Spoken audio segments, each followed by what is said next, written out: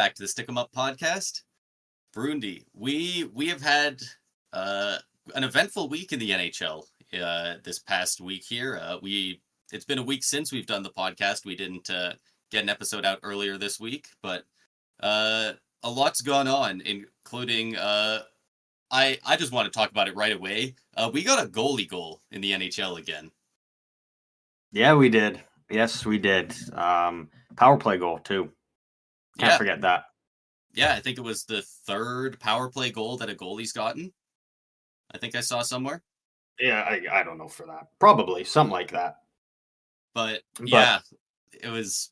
I mean, Gustafsson has been great to start the year. Not just getting that goal, obviously, but he's put up great stats so far in their first 3 or 4 games in Minnesota, and I think it was the Blues, because he scored against the Blues, and I think they called the timeout, and Gustafsson went to the bench, and apparently Fleury was telling him, like, dude, they have the empty net, we're up by 2, you gotta freaking go for it. He's like, just you go have for to. it, yeah. He was telling him, like, you have to go for it if you get it. And if you watch the clip, like, he makes the save, throws it down out of his glove, and immediately shoots it. Like, if Fleury doesn't say that, I wonder if he even goes for it. Yeah, I mean, maybe. I feel like he would, because I feel like when you're a goalie, like if there's an empty net and you ever have even the slightest opportunity to try and score, most goalies usually go for it. At least when it's a game, like, again, like when you're up by 2 or more. If it was a 1-goal game, maybe not. But at a 2-goal game, yeah. Like if you're a goalie and you get the opportunity, more often than not, they're going to at least try. It usually doesn't work, or they sometimes can't even get the shot off and they just have to pass it away. But they want to try for it, and Gustafsson tried it here and right down the middle. Buried it, yeah. It was a great moment there for Minnesota. And really nice too, like you said, he's gotten off to a great start this year. I think I mentioned during the offseason, might have been back around the draft, potentially a goalie that they might want to move at some point, just because you do have Jesper Wallstedt coming up. Gustafsson's still on a relatively cheaper deal with 1 year left after this year. There's teams that are looking for goalies. Yeah, teams that we'll get into later on when we're talking about some teams that are at a low point already in the season. But yeah, great start to the season for Gustafsson there to cap it off with a power play goal of all goals. Big power play goal. Did it end up unassisted? It should have been, yeah, because I don't know for sure, but yeah, they shot it in and he gloved it down, threw it to himself, and that's sick. Just a lone power play goal from a goalie, no assists. Yeah, he did it himself, end to end. He should have just allowed St. Louis to score 2. Just so he could sit there and be like, I got the... Because then I think he'd be the first goalie ever to have a game-winning goal. Get a game winner? Game winner, unassisted on the power play. Huge. That would be something. Does that count as a wrist shot? Like when they show the goal on like different apps and it says what kind of shot it is? Do you call it a wrist shot? Is that a snapshot? I think I can't quite remember. I'm pretty sure it was a wrist shot, though. I don't know for sure, but I'm pretty sure. Could be wrong, but the guy who's in charge of that's going around asking everyone, like, what do you even call this? Like, what is this? Yeah, it's just a goalie goal, man. But we've got quite a few high and, like you said, low points to talk about that are starting off the season. Sidney Crosby just the other night hit 1,600 career points. I believe that 1,600 point was his overtime winner. No. He got it earlier. He got it earlier that game? Yeah. What was it? Yeah, it was in the first period. He got an assist on Brian Rust's goal, but he did cap off the night. 3-point night as well for Crosby. Might add, he did cap it off with the overtime game-winning goal, his first of the season. First of the season. But that was not it. Away from 600 career goals as well. Yep. That wasn't the only milestone of the night. Fun fact. Was I it don't know if not? you wanted to say it or no. Evgeny Malkin recorded career goal number 500. Oh, I thought that was a separate game. I actually don't know though. No, that it all happened literally yesterday against Buffalo. So, Oh how damn. much can you really brag about it? Like you did it against a Yeah. minor league hockey team, but nonetheless, the huge night for Pittsburgh, and to cap it off, an incredible night for the two of them with an overtime winner. Both of them combining on the goal. Um, Crosby obviously getting the goal, and Malkin getting the assist on the power play. Uh, just great night to be a Penguins fan all around. Like that's 10th player in NHL history to reach 1,600 points. Sidney Crosby.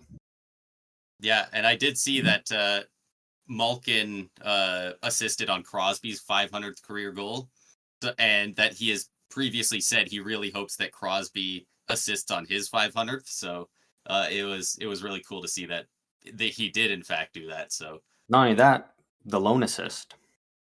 the only assist.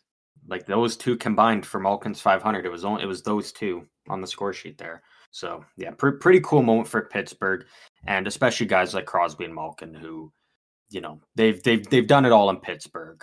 They've won basically every award you can achieve throughout your careers, and they've Three done it all cups. together there, and Yeah. have these Three. milestones together, and especially shared on the same night. That's just awesome for Pittsburgh. I know they were probably both sitting there really wanting to hit their milestones together, not have them be on back to back games or something. They were probably really hoping that it would all come full circle and they could get it done in one game, and just continue on marching forward. Especially Malkin, who's had a great start to the year. Yeah, he's turning back the clock like crazy. He's currently at 11 points in 5 games played to start the year. Uh, Crosby at 6 points in 5 games, nothing to sneeze at either. But like their top three scorers in Pittsburgh right now, and again, very early in the season, 5 games in, but their first 3 point producers, Malkin, Crosby, Carlson, are 38, 37, 34 years old. The big So three. that you got to imagine they're hoping that they'll have a little bit of the youth step up.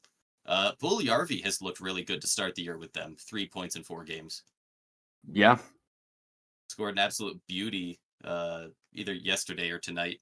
I think it was yesterday. I don't know if they played today, but backhand Yeah, like forehand, they're not beautiful. they're not the prettiest of games for the Penguins when they're winning, but you know what? They're winning. And that's really what this team needs to do, is they just need to get wins going.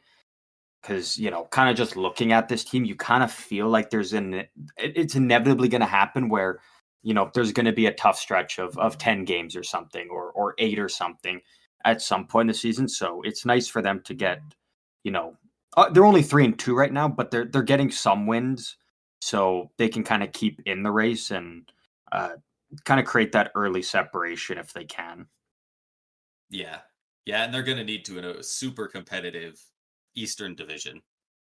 Yeah. Um, I really do want to get to some of these teams that are doing very well and very poorly in the standings. But before we talk about that, we should probably also mention Jake Ottinger got a massive extension from the Dallas Stars, 8 years at eight and a quarter per year. Same exact contract as Jeremy Swayman. Same that Ilya Sorokin's on.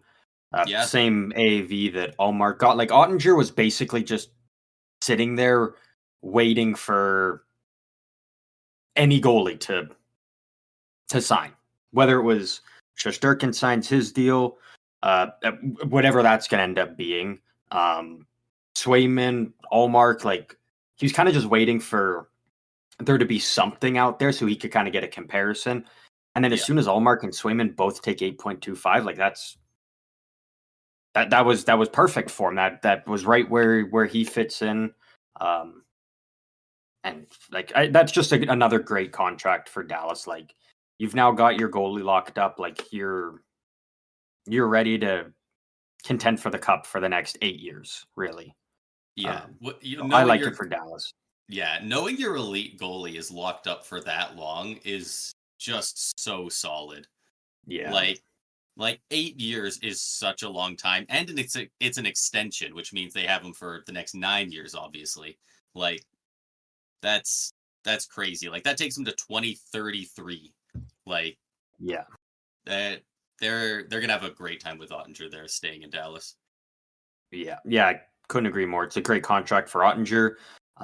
Getting a nice big payday is always good for the players and for the team. They kept it at a reasonable cap hit that I think is fair market value. Like you didn't have to overpay him or anything. So I think it's a huge win for both sides. And now, you don't have to worry about it, right? Ottinger can just play the year now and not have to worry about it. Like it's just easier for the player and the team going forward now, just having it done with and not having it hang over and be a distraction or anything. Yeah. Yeah. And trying to find his stats here. Yeah, like even, obviously it helps when he's been good lately, right? And they're only 3 games into the season, at least that Ottinger's played, but 948 undefeated. Yeah. That's pretty damn good. Pretty good. Um Yeah, good start. But let's dive into some of these teams that are kind of on the extremes, whether that be good or bad to start the season. Um, there's a lot of teams that feel very out of place, and a couple ones that aren't very surprising. So what are you looking at right now? Are you I'm looking at standings? Yeah. Currently. Okay. So before you keep digging, we're gonna play a fun game. All right. It's well, a fun game for me, a fun game for you. Absolutely not. But it does need to be highlighted. You alone have to guess who the top 3 players in the league are in plus minus as of right now. Most teams have played anywhere from 4 to 6 games, give or take, except for Carolina. They're still down at 2, but Carolina's never got anyone up at the top of plus minus. All right. So you get. I'll give you a couple guesses. I'm gonna need them because I think I know 2 of the names, but I have no clue at the third. Okay. I don't even know last name. Kastelik? Mark Kastelik is one. 'Cause Boston Bruins. He I'm is a pretty plus 8. I'm pretty sure it's like the 3 guys on the Bruins, like either third or it might just be their 4th line, and they are balling out. Another one's Cole Koepke, Yep. who played with Tampa last year. So that's not fun to see. But who's the last one? Who's even a depth player for them? Oh, is that like John is it like Beecher. Beecher? Yeah. Yeah, John Beechers. The Bruins' 4th line is the top 3 in plus minus. Cole Koepke in 5 games has 5 points. John Beecher in 5 games has 5 points. And Mark Kastelik in 5 games has 5 points. They all have 2 goals and 3 assists. That's incredible. Like that's huge right out of the gate for Boston to have a 4th line that is so effective. Yeah. And not only in playing a good defensive game to keep the puck out of the net, they're scoring. Like they're all up through 5 games. Your 4th line is all a point per game, and they're well above being just an even player and staying away from being a minus. That I just felt like that needed to be highlighted because that's just such an incredible stat for the Bruins already. No, absolutely. Like the fact that I knew the answer to that is not because I took a guess at those guys. Like it's because people are talking about them. They've been gangbusters. You're hearing to about them a lot, yeah, exactly. And it's almost a weird question because obviously your players on your team playing well is always a good thing. But does this bode well for the Bruins season, or does this feel like it almost covers up some flaws? Because they are currently 3-2 to start the year, which is good. It's not great. It's not bad by any means. I will say though, I'm going to say no because their only 2 losses have come at the hands of the Florida Panthers, and I really don't. Fair. Me personally, I'm not going to count game 1, just because. I mean, you went in with Korpisalo, and he didn't give Boston a chance to win. Do I think the Bruins played great? No, they still put up 4 goals, but really, I just felt like watching that game. I was like, man, I don't see a way that they can win. Like they can't outscore, uh, what Korpisalo is doing, for them in net. So, and again, like if you're 2 losses, even if you just say, yeah, they've lost 2, they're both to Florida. So yeah, fair. if it was, if any team only had 2 losses, and it's like, well, you lost both your games to the Dallas Stars or the New York Rangers. I'm not going to be like, you should worry. It's like, no, you would like to maybe win one of the 2, but you're losing to the team that just won the Stanley Cup, right? Like arguably the best team in the league still. So no, if I'm Boston, I'm not too worried. That's very fair. And I do think there is some issues that they're going to have to address at some point in the season, but yeah, because clearly, right now I think they're okay. That line's not going to end the year, plus 140 with 80 points each. Exactly right. But I mean, if they could be a solid 4th, or even hell, maybe if they're good enough, they just bump everyone else down and move up and be the 3rd line. Like, depth is never a bad thing when you're trying to contend for the playoffs. Yeah. What other teams did you want to highlight? Quickly, there, as of the making of this currently, there is only 3 teams left in the league that are undefeated, that being the Calgary Flames at 4-0, the Tampa Bay Lightning at 3-0, and the Winnipeg Jets at 3-0.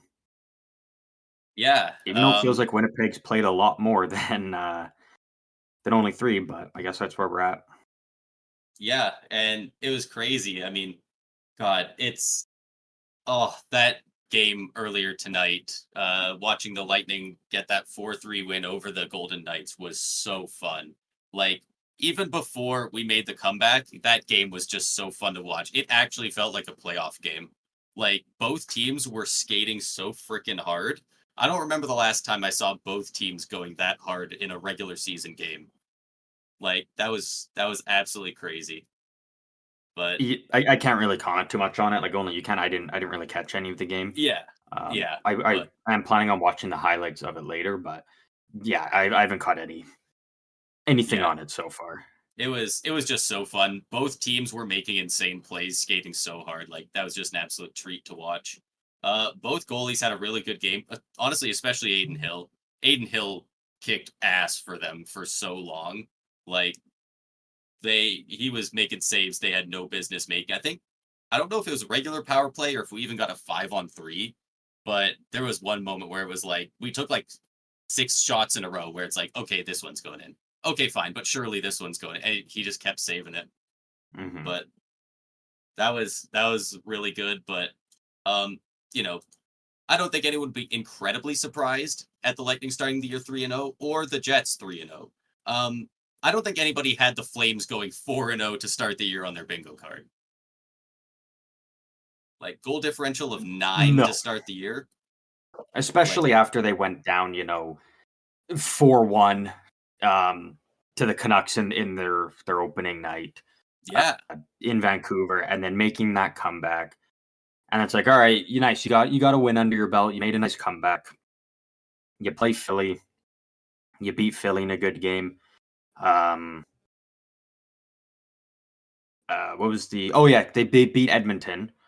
You go on the road to Edmonton, you beat them, and then Chicago comes into town and you beat Chicago 3-1. You've gotten 2 good games out of Wolf so far. Like, it's obviously early for the Flames. Like, I'm assuming things are like they're gonna, tail off eventually, but right now Wolf's looking good. The team's playing good. Like everybody's, contributing and doing their part. Like they're awesome. a good team right now. Like you can't poke holes and be like, this is an issue with them right now. Like it's just working for them. Yeah, and I cannot imagine that they are thinking, oh, we're like Nashville, we're gonna skip the rebuild and just be good now. Like or anything like that, but there are Well, hold quite a few on. reports in the last year that, or the last day, that the Flames are looking to trade for a middle six center. And I'm very curious to see if any specific names start coming up. Yeah. Yeah, I don't know for that because, like, I mean, Kevin Rooney goes down game one um, against Vancouver, but like Justin Kirkland's come in, Costco, and he scored a nice goal against Edmonton. He had a couple wicked blocks the other night against Chicago. Uh, he, he's looked good.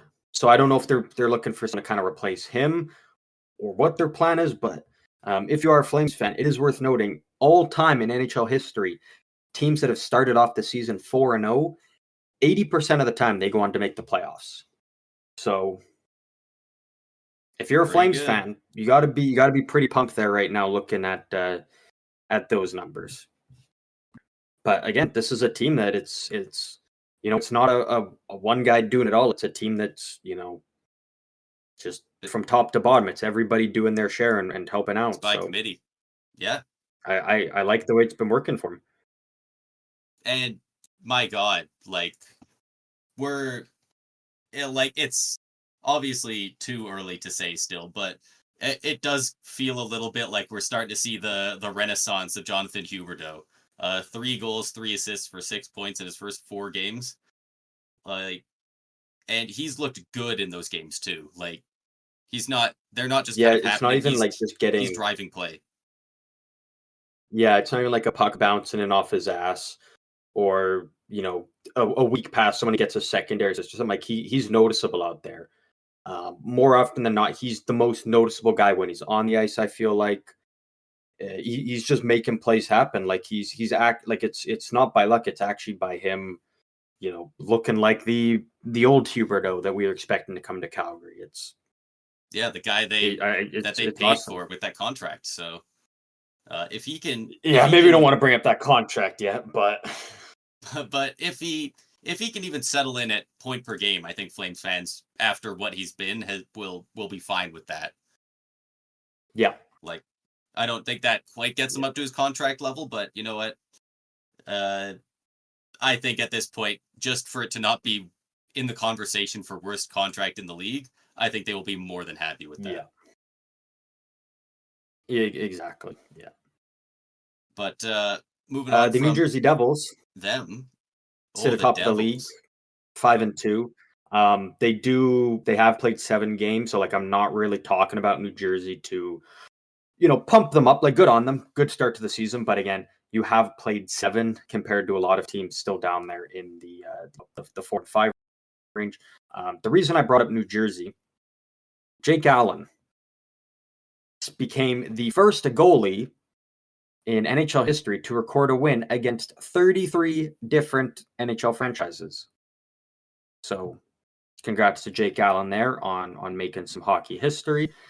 Is For that those all who are the wondering, current teams? 33, that is And then all current teams, and then it includes Utah because he did win against Utah the other night, and it also includes the Coyotes the because Coyotes. those Right. are technically 2 separate franchises.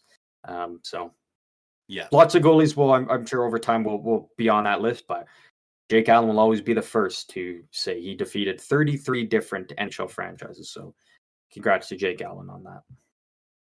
Yeah, and it's a guy who has It's for a a cool long stat. time has been, a backup for a lot of teams. Usually even like really elite goalies, usually there's one team that, you only play them twice a year. Maybe one of those times is on a back-to-back, so you don't even get the start, and then you lose the other one. Like, there's a lot of elite goalies that were around for a long time that haven't won against every team. So the fact that he did that and also won now against Utah after beating all 32 teams, at least last year, it Yeah. actually is pretty impressive when you look at it. Yeah, right. It's a fun stat to have. Um, so I'm probably sure he didn't have that on his mindset, being like, I'm going to do this. It just happened to go that way. But Yeah, he probably saw perfect an guy for it article to about it. happen too. Ultimate Iron Man of a goalie. So But we that's why got that's why I went to New Jersey. But yeah, and I mean yeah, they're currently top of the league with 10 points. You know, more games played than others, but you know, having the most points is still pretty good. It's there. I feel like most years don't have this much a discrepancy. Like the Devils have 7 games played. The Hurricanes only have 2 games played so far. The Lightning have 3. The Flyers have 3. Like the Caps have, I well, think, so 4. I think they it played it one tonight. it hasn't it kind of has in recent years because like you always get like those two teams that play 2 games before everybody else, right? Playing in the global series. Yeah, And then they come back and they don't really get much time off. They're kind of like they get back in time. So when it's like the official like opening day when every team kind of starts playing, they're right in that mix now. They don't get like an extended break. And I mean for Carolina and Tampa, like they should have more, but they did have like the yeah, the, the one game postponed. So I mean that's kind of usually where it is. Like you always kind of have those two teams that are have more than everybody, and every other team kind of slowly catches up. Um, so yeah, but it's yeah, it's only in recent years that it started happening as they kind that's of fair. do the The the global global series a series. bit more. Yeah, kind of. Yeah, it's interesting how they really talk about that first day with all the other teams being like the first day of the regular season, but then also it's regular Yeah, season games overseas because I mean it is way better that they do regular season games over there. Like it sucks when they're preseason. yeah, Like it just yeah. adds No, the it's extra it's stakes good to for it. the game. Yeah, Do you actually, we'll go over a couple of teams here that have had really solid starts. The Dallas Stars are 4-1 so far. They have been playing incredibly good hockey. 5 games played, only 8 goals against. Like that's kind of unreal. 5 games, 8 goals against. So they just had their first loss tonight, and 3 of those goals were from the Washington Capitals. So going into tonight's game, uh, 4 games played, 5 goals against. They did have back-to-back shutouts on back-to-back nights. Jake Ottinger shut out the Islanders, and then DeSmith shut out. I can't remember who was the following night, but they did get 2 back-to-back shutouts before the juggernaut, if we want to call them that, the San Jose Sharks scored on them to end that. So Oh, huge. it was Seattle they shut out for Casey DeSmith. Of course. Uh, the Capitals, who have been like weirdly good to start the year. Um, I know a lot of people are a bit higher on them because they bought a little bit in the offseason, but also they don't look to be that great. But I mean, uh, so far this year, they lost to the Devils 5-3. 5-3, respectable effort. Devils are good. They beat the Golden Knights 4-2, which is pretty solid. And then yeah, uh, was it yesterday or tonight? They beat the Stars 3-2. So Yeah. the Stars and the Knights, those are 2 of the top teams in the league, really. Like, Oh, yeah. I don't like Vegas, but yeah, they're a top team. Yeah, you know what? Again, it's just maybe it's just kind of a weird start to the year, but you know, it's a good start for Washington. It's better than the looming situation that would be if you go out and you pull a San Jose or an Edmonton from last year, right? And you go on just a horrid losing streak to start the year, and then it's like, well, now what? You make a look at Nashville. Nashville and Washington were kind of the two teams that really just went wild in the offseason and brought in a lot of kind of new pieces and some big names. And you're looking at Nashville, and it's like, shit, like you think they're going to turn it around, but starting off 0-4 when you have all this hype coming in, it's not good. So the fact Washington actually got off to a good start so far. Again, it is only 3 games for them, but 2-1. You beat two good teams. You got to be happy if you're Washington right now after all the moves that you did make. yeah, yeah, like they've just looked so good to start the year. We got a couple of teams that aren't doing as good to start the year, though. Intermission before the bad teams, The bad um, ones, the bad the Columbus starts. Blue Jackets. Do you want to kind of give us a rundown of the other night for them? Mm, I feel like yes, that's kind of a good segue from going to some teams that are good down to teams that are, let's be real, very bad, awful, horrendous. Um, some would say. Me. yeah, a lot of people would say. Um, but the Columbus Blue Jackets yesterday had their season opener, or rather their home opener, against the Florida Panthers. Uh, they and obviously we knew they were going to because they already have in a lot of ways, but they knocked it out of the park in regards to their uh, tributes for Johnny Matthew Gaudreau. Uh, at the start of the game, they had everybody line up. Well, first of all, they had um, both teams wearing number 13 Gaudreau jerseys in warm up. And then at the start of the game, and I've never seen this, usually, they do pre-game video stuff, standing ovation, all that, right? Um, I guess I should back it up even more because there's definitely more to it. They also did a banner raising with his number 13 on there. They had his family out there. It was absolutely heart-wrenching, but a beautiful tribute. And then to start the game, they had everyone line up, and the Columbus Blue Jackets didn't have a left winger out there. They left Johnny's spot open. They had Sam Bennett over there on the other team across from there. They had Monahan taking the draw. Um, so they Monahan dropped the passed puck. it over to Yeah, Bennett. yeah. He takes it, kind of passes over to Bennett, who's on the other team, and he stops it on the spot where Johnny would normally be lined up, and they all stood there and kind of gave him a bit of a salute for 13 seconds, and they let the clock run out 13 seconds, and then the refs blew the whistle, and they did the real official kind of start to the game where they Mhm. obviously bring in an actual winger and they fully played the game, but uh I've never seen them do any type of tribute like that So it happens in legitimately goes into the it into the game happens clock. in the NFL. The NFL, they do that fairly often. I feel like the reason, a lot of people are like, this is new, is really we haven't experienced, in our lifetime, really, at least in the last while, like something like this in NHL where, um, not even a high profile player, just a player who is still currently playing in the league, passing away as they did. And anytime it's a tribute to someone, it's like it's someone who played a while ago or someone who's been like, Or someone retired who's for a a decent amount of fringe time. NHLer, kind of like Kivlenieks or something like that. Yeah. Yeah.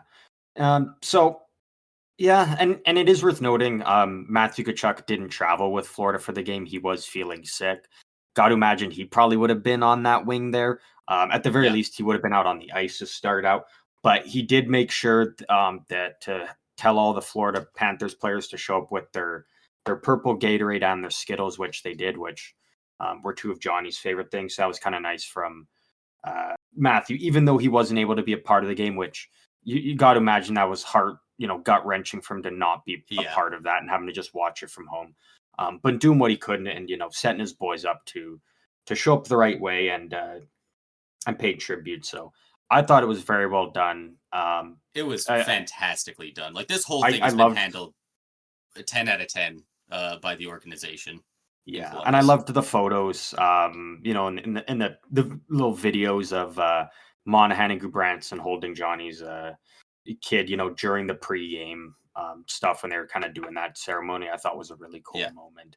And then it was capped off by Sean Monahan scoring the goal and immediately pointing to the banner that was raised for Yeah. Johnny. I thought that like that was, you couldn't have written it better anyway. For that to happen, I think was.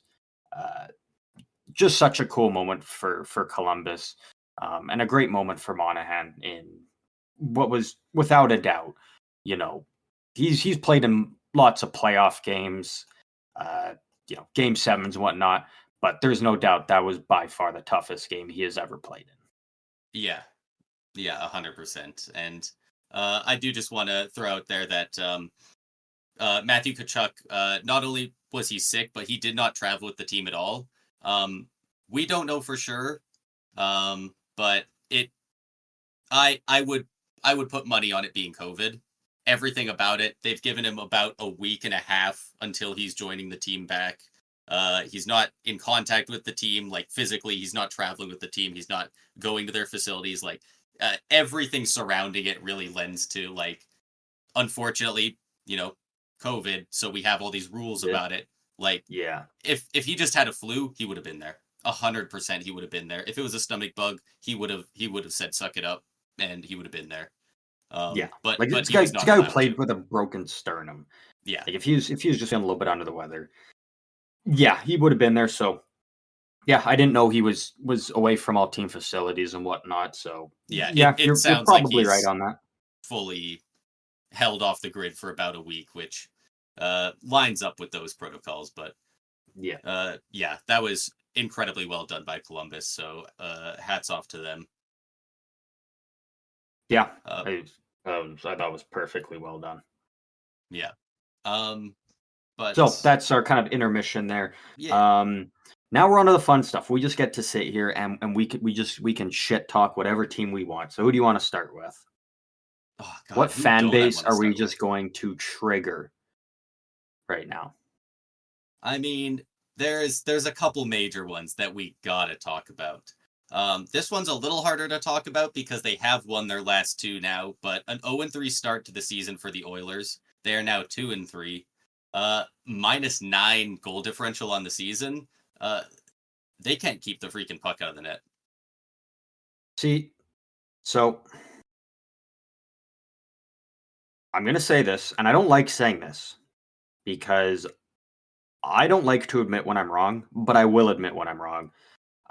Ty Emberson is not. I thought he was actually going to be a nice addition for the Oilers. Hasn't looked super great so far. Um, and Oilers fans might not like this, but I think you're missing Cody Ceci a little bit on the back end. Obviously, he wouldn't be a huge help if he was playing with Nurse because, you know, I think Darnell Nurse is still a good defenseman, but he really has had the tendency of bringing down players who play alongside him. Unfortunately, um, but yeah, they're just missing. You know, it feels like they're just missing a piece on their defense. Um, you know, their forward core really doesn't scream like, "Hey, we're defensively sound." Like you moved out uh, Ryan McLeod. Uh, you lose Warren Fogle. I'm not quite sure, you know, how good defensively he was, but I'm very, very confident that whatever Warren Fogle was, he was better defensively than a Jeff Skinner and a Victor Arvidsson are. I think is Yeah, fair to say. Um, I think you'll be hard pressed to find people who disagree with that too much. yeah, so it's like again, you know, you became better offensively. Like I think the piece you brought to make you a better offensive team, but you know, for a team that you know it doesn't have a top 15 goalie, it kind of hurts when you lose, you know, pieces that contribute to helping keep the puck out of your net. Yeah. You know, like I don't like Skinner's stats aren't great. I don't think Skinner's a top 15 goalie, but I'm not putting any of the blame on Skinner. No. There's another team whose goalie we're going to put a lot of blame on. But Oh Stuart yeah. Skinner, I'm not putting any blame on him because he really isn't getting any help. Um, so No. He but it is does not. help now that they have, you know, won their last two. Like between their first three games, uh, all home games, by the way, they did have the luxury of starting at home for their first four games. You scored 3 goals between those 3 games. You scored 0 against Winnipeg. You managed to get 2 on Chicago, and you allowed 5 to Chicago, and then you lose to Calgary 4-1. So, you know, goaltending not great, but also the team's not scoring at all. So you Yeah. can't really blame the goalie when the team in front can't even put up enough to justify um, them winning. Yeah. So And that's what I have to like say about Edmonton, but it's yeah, nice that they do have 2 wins now, so we don't have to really rip into them if they were 0-5 or something. yeah. And it really is the goal scoring. And like because that's where we know they're going to live and die on. And in 5 games, 11 goals for is not enough. Just very Not for this slightly, team. yeah, very slightly over 2 goals per game. Like that's bad for bottom feeding teams, let alone a team that you expect to be in the top 3 at worst, probably goals for team in the league. Like they have to outscore their problems. They're not built to rely on their defense or goaltending. So they're gonna have to pick up the goal scoring if they wanna you know go on a run like they did last year. McDavid putting up his first goal of the year earlier today. Uh, Gustafson did it first. Just saying. Gustafson did do it first. He did it first. Um, well, do we want to talk about that team that has I even mean, yeah. worse Man, goal it's scoring? bad. It's Not goal scoring, bad. goaltending. Yeah, the Bad. Colorado Avalanche. Uh, they are 0-4 to start the year. Oh, just they're scoring more than the Oilers are. 13 goals for in 4 games. 25 goals against in 4 games. Here's the Oh tough my part, though. god. 25 goals against in 4 games. Yeah, that's tough. 4 games, 3 periods each. You played 12 periods so far. You have allowed a goal every single period. All 12 periods you've played in, you have allowed a goal. Now, if you're a Colorado fan and you want to find one bright spot, is your most recent game against the Bruins. Boston scored in the 3rd period. It was an empty net goal. That's the only highlight you can say about it. But like strictly on paper, you have played 12 periods of hockey. You have allowed a goal every single period you have played in. You allowed 8 goals, sorry, to the Vegas Golden Knights, 6 to the Blue Jackets, 6 to the Islanders, and 5 to the Bruins. It's not good. It's it's bad. It Um it's bad. It's Alexander not good. Gorgiev. And the defense is not phenomenal in Colorado defensively. And on top of that, they also have, I believe, Devon Taves has been out for at least their last 2 games. But Yeah. Alexander Gorgiev, he has played 4 games, allowed 17 goals. He has a minus 9.5 goals saved above expected.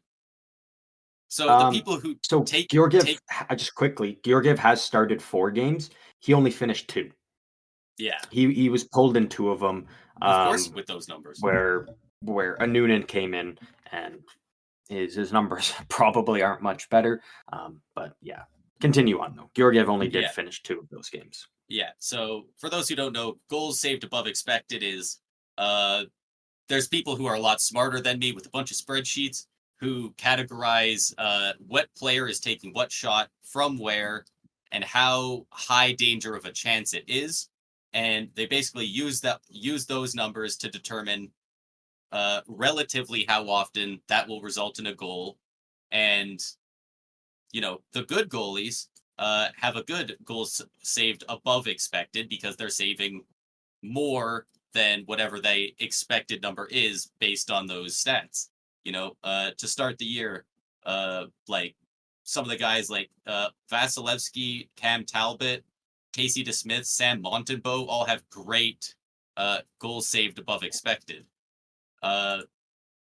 But so you can't even say like it's the defense letting him down because in only 4 games he's let in 9.5. Say we round up or down, whichever, around 9 goals more than he should have. Like they're Yeah. saying by the numbers because he's let in 17 goals. They're saying he should have let in about 8. Yeah. And instead he let in 17. Like you're not giving your team a great chance to win there. The one thing I will say with Colorado, and you already were kind of on this. You kind of talked about it a bit before the season, they're in trouble. You look around the league, okay, just thinking of goalies off the top of the head. Maybe if Calgary starts to slump, maybe you could find a way to get Vladar from them if they're really like, all right, Wolf's our guy. Let's just run with him. San Jose, I think if you make an offer, they're going to move one of their two goalies, whether it's Blackwood or Vanacek. Vanacek actually looked really solid to start the year. Actually, both of them, in terms of the situation they're in, I think have looked really good. You have to make a move for a goalie. Like you can, if you look at New Jersey, prime example. If you wait too long to make a move, you're done. You cannot claw yourself out of that hole. You are finished. So I do think they need to make a move for a goalie, but at the same time, how much is that going to help? You look, Makar, he has 8 points in 4 games. McKinnon, Rantanen each have 7 points in 4 games. And then drops down to Ross Colton, 3 goals in 4 games. Casey Middlestat, 3 goals in 4 games. Gerard and Manson each have 2 points. Then you got a bunch of guys at 1 and then 0. So, and you're getting Taves back soon, which helps. You're getting Lehkonen back, I believe, at the end of the month here in October. So that kind of helps. But it's like you're really relying on like your top 3 guys to carry the workload. You got to find ways to get some other guys involved and help, your depth scoring a bit because it hasn't been great. But the goaltending, like you need to do something. Even if you got to give up a first round pick, one of your better prospects, like you're a contending team right now. And you're not winning with Georgiev. No. Like, can you make the playoffs? Maybe. I'm not going to write out Colorado because of Makar, McKinnon, Rantanen. Like, your 3 big guys, star power. It's hard to write them off. Same as Oilers last year. It was hard to write them off because you have Bouchard, McDavid, Draisaitl. So it was hard to write them off despite the poor start that they had. And these when you allow a goal every period, like that's just bad. That is horrible. Yeah. For a team of this level, it's embarrassing. And they play the Ducks tomorrow. The Ducks might just eat them alive with what their young guys have looked like the last little bit. Maybe not tonight. Or no, is it tonight? Sorry. Huge overtime winner from Leo Carlson. Actually, a great move. That was last night. Sorry, I was thinking they were playing. They were playing Seattle tonight. That's the Flyers that are getting slapped around a little bit. I think all the highlights. I keep saying tonight when all the games were yesterday. I think all the highlights I've been watching today were from yesterday. I think my feed was a day behind. Could be. I mean, the Ducks are 2-1 to start the year, so they might be able to take them. And some of these stat lines are just staggering. Like you said, those top 3 have been so good to start the year. Rantanen, 4 goals in 4 games for 7 points, -5. McKinnon, 7 points in 4 games, -6. Look how many power play points they have, though. Yeah, Makar, 8 in 4, 2 points per game placed as a defenseman, -6. Do you know? Okay, so John Gibson is expected to be back in about 2 weeks. I mean, Lucas Dostal, he's played 2 games for the Ducks so far. He's got a shutout. He's 2-0. He's got above a .930. Like if you're Colorado last year too, do you just and Anaheim's in a situation. I don't know Gibson's exact contract, but if you could find a way for even if you just send Georgiev back the other way to help make the salary work a bit, do you make a move for Gibson? It's not the same John Gibson that was John Gibson 6 or 7 years ago, but I think he can be a much more effective goalie on this Avs team than what they're getting right now. Yeah, honestly though, and it would be a very interesting deal to see what they would do to address their goaltending because they're paying. It's only 1 more year on Georgiev's contract, but he is making $3.4 million per year, so they will most likely have to have the other team retain salary on a goaltender coming back, or they might have to really pay out the ass. You mentioned Dan Vladar. He's making 2.2 for the next year.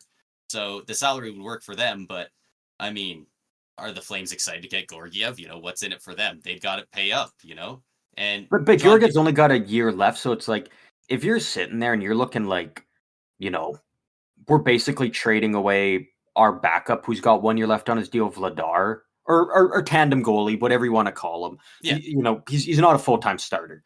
But if you're future sitting there backup. like, moving him and you get a first round pick back, like that's not Why bad. not? Why Like, not? why wouldn't you do that, right? Like if Wolf's your guy, sure Georgiev can come back and get lit up, every 7-8 games. Actually, the way Calgary's been playing, Georgiev might be able to put up decent stats. Calgary's look good defensively, but if you're San Jose, do if you can move Vanacek, who was kind of just a throw in at the deadline last year to make the contracts work, if you can move him for a first, you do it. Like, But I think Colorado's in a position now where you're going to have to pay. Because yeah, teams other teams know got him by the you're balls. going for the cup and you're hurting in the goaltending department. So they Yeah, have no leverage in a trade, but you got to be looking at least around and trying to figure something out.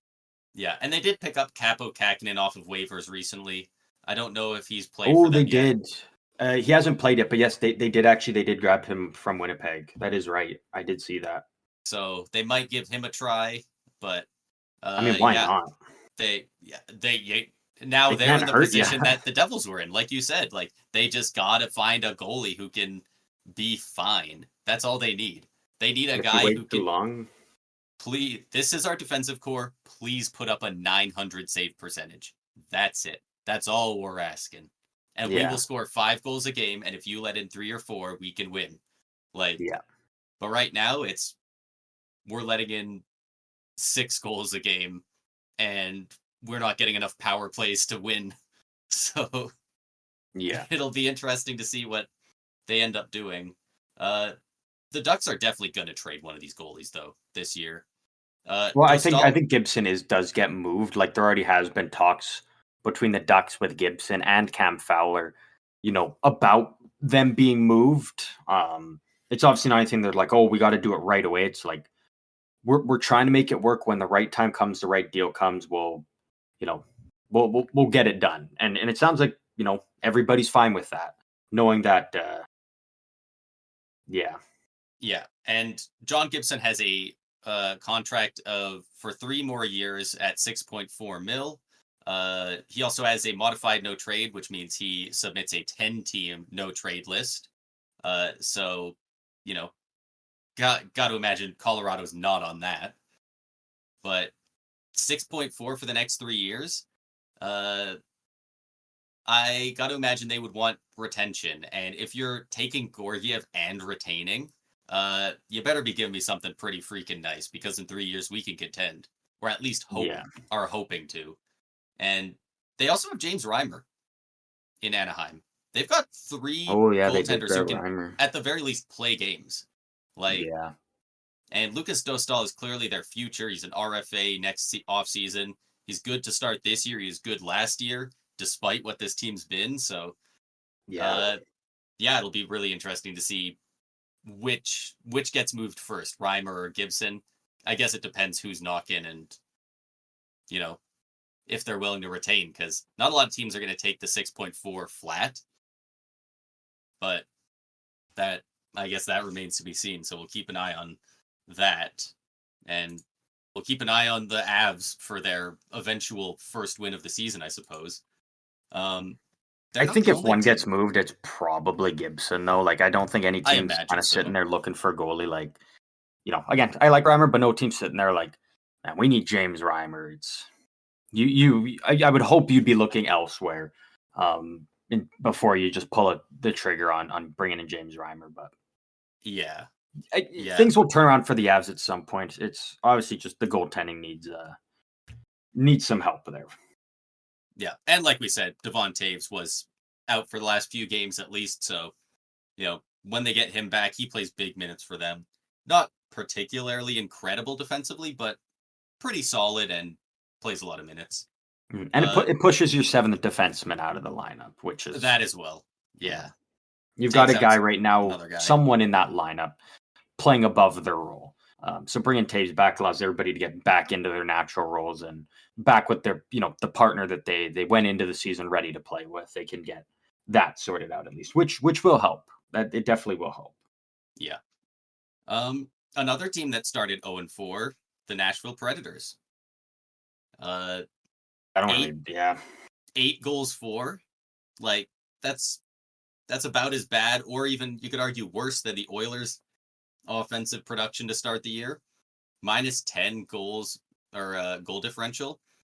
You'll love this though. They're the number Yikes. one faceoff team in the league at 59.4%. You said they have 8 goals, so they're averaging 2 goals per game. They lead the league in shots on goal per game at 37.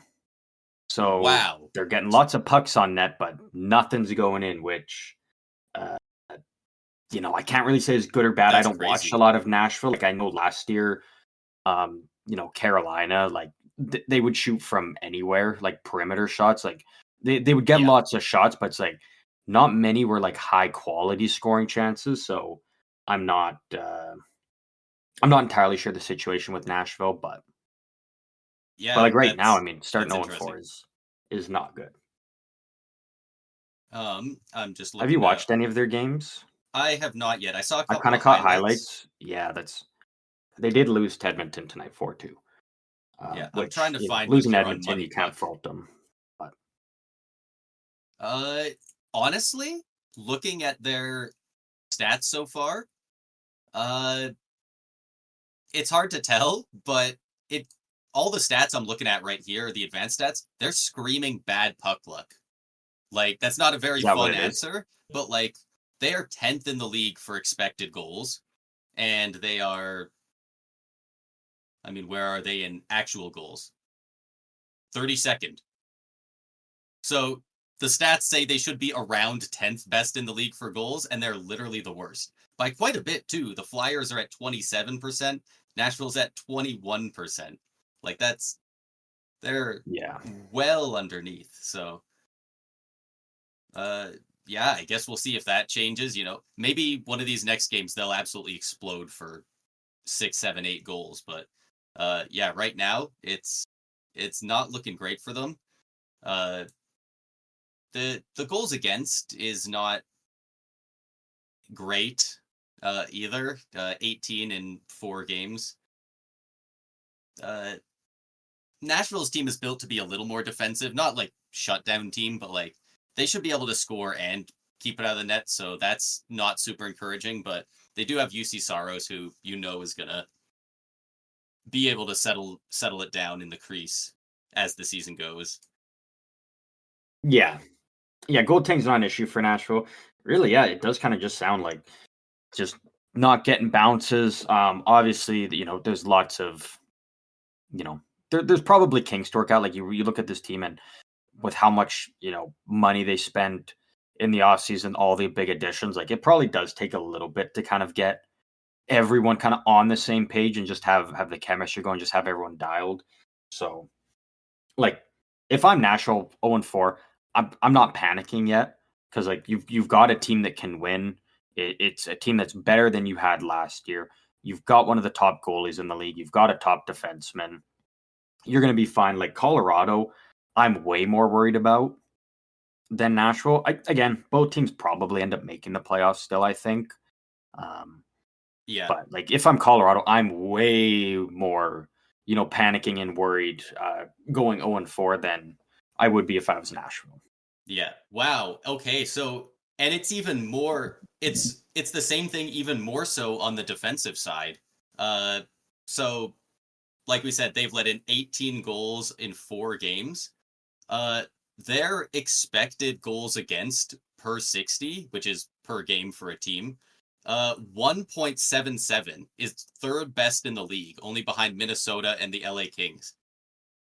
So they're keeping the high danger chances way down. Like these pucks are just going in the net, but by all like obviously I haven't watched the games, but by all the metrics here, it really looks like they should be a defensively great team that it can also score a good amount. So, yeah, looking at their frankly horrible numbers to start the year, uh, 4 games is still a small enough sample size that they might just have really freaking bad luck to start the year.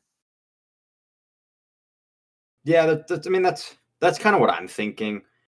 Uh, just looking at, like the way everything's been going, I kind of think so. Um, but again, like it is early in the season. I'm curious when we come back, in a week's time, and kind of look at Nashville.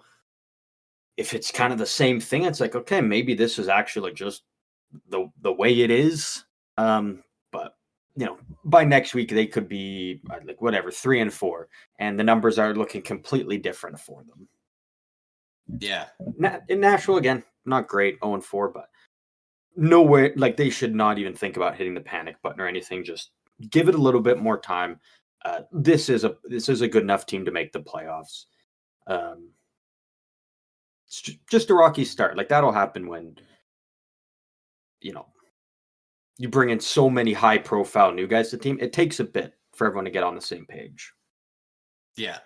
Yeah. Like all of their power play, uh they all had to adjust to a new system. Like even guys like Yossi who have been there, he's passing to completely different guys on that power play. Like I'm assuming the penalty kill got moved around at least a little bit. Like they've got a lot of turnover. So I'm not incredibly shocked out of all the teams that should be good that they're having a rough time at the start of the year.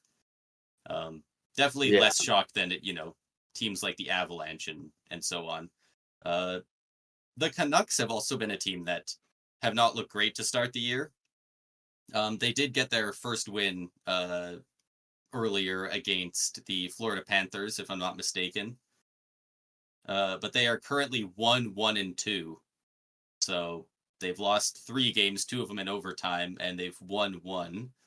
That first game that had to be a ball buster for that squad, though. They've got high expectations this year. For the Flames, who a lot of people have like a bottom 5 team in the league this year, coming back from a 4-1 deficit to beat you in OT, that's yeah.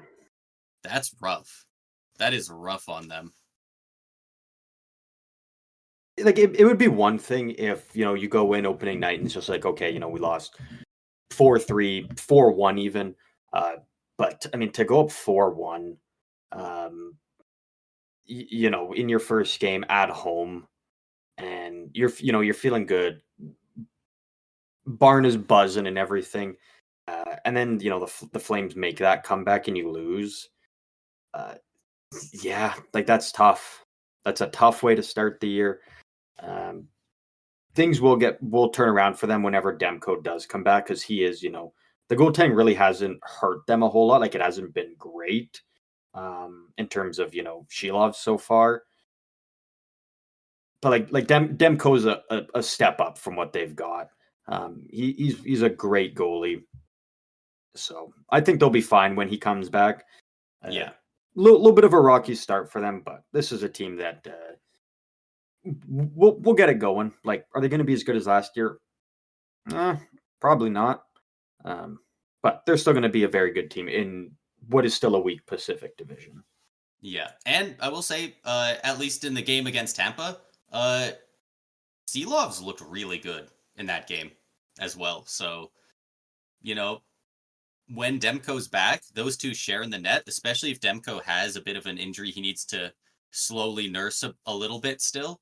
I think they'd be a little more comfortable, not going a full tandem, but, doing a bit more of a traditional starter backup role versus, the Hellebucks and Vasilevskis of the world who are playing 65, 70 games. Like, I think if Demko comes back and he's good to go and he's ready to go, I think you go with him. If he's, like, if it's still bugging him and he's not up for it, then I think you go to that starter backup. But I think if Demko's like ready to go and he's feeling good and ready to play, I think you try and get as much out of him as you can. Probably, but you don't want him going down again in the playoffs. You kind of want to load manage. But I think at this point that's the risk you run, right? Like, I mean, come playoff time, then what? You're gonna have to play him every second night, anyways. You can't run a tandem in the playoffs or have Demko play, games 1 and 2, and then she loves coming 3. Like you run with your goalies, so. But resting them up for those playoffs, keeping them coming in a bit more fresh, could be a way to maybe combat that a little bit if you can help it. But I mean, Shilovs hasn't been great. You said he looked really good, but his numbers do not speak of the same thing. So again, I think it's only 2 games. Like he's a good goalie.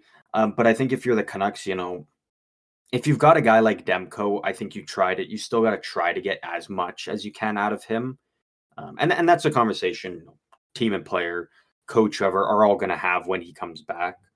But I think you got to try and get as much out of your top goalie. He was a big part of their success last year. I feel like they're at the point where he's had enough injury, and it's a bad enough injury that it's one of those situations where you want to ask the doctor as well. Well, because we know it's an injury that isn't going to go away, right? Like there's no physio you can do for it or surgery. It's an injury that he's got to learn to play through, and he's got to figure out how to manage, playing with it, and what is he capable of doing, what is he not capable of doing, what's comfortable for him and what's not.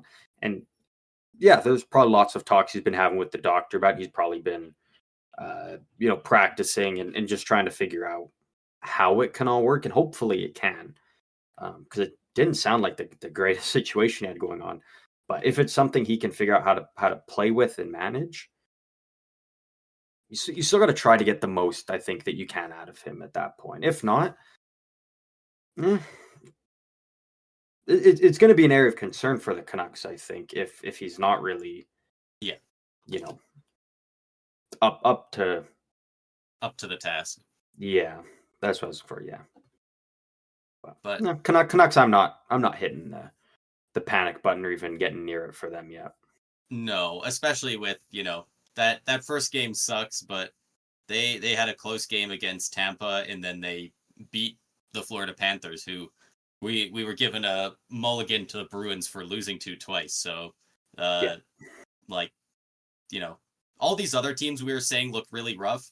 Preds, it's only 4 games in, minus 10 goal differential. Avs, 12. Oilers, -9. The Canucks is only -4.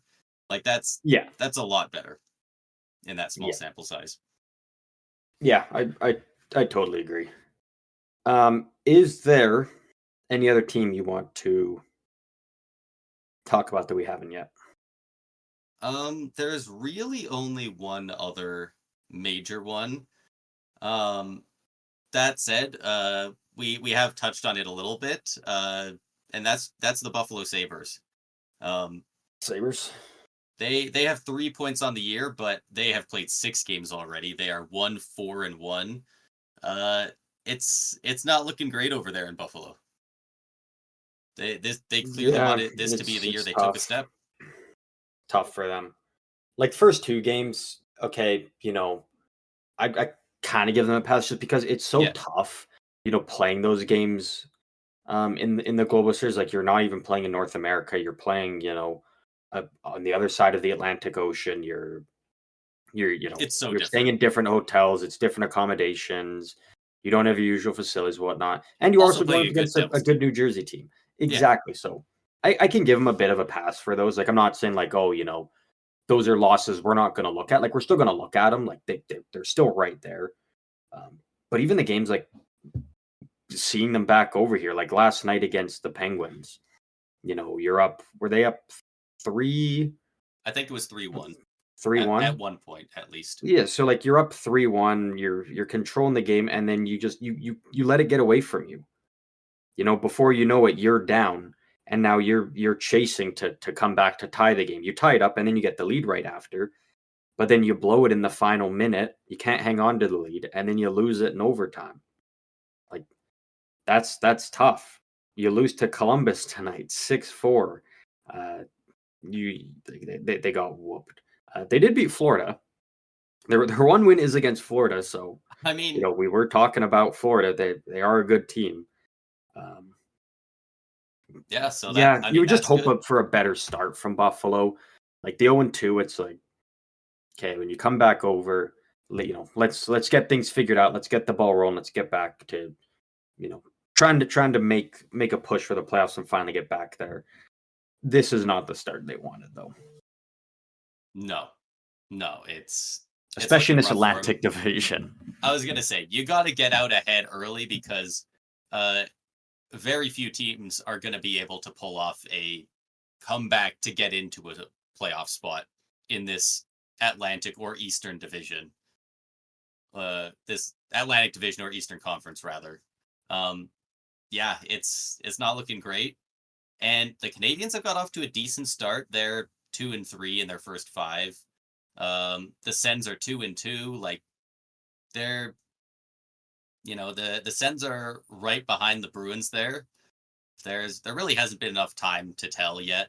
Obviously, it'll be more interesting as we get a bit more of a sample size. But uh, right now, the standings, especially in the Atlantic, look like a lot like what people predicted. Yeah. So honestly, it might exactly be what my prediction was, except the Canadians should be at the bottom, below the Bottom. Sabres and Red Wings. Yeah, I think Montreal's look good to start the year. Last team I'll touch on, the Philadelphia Flyers.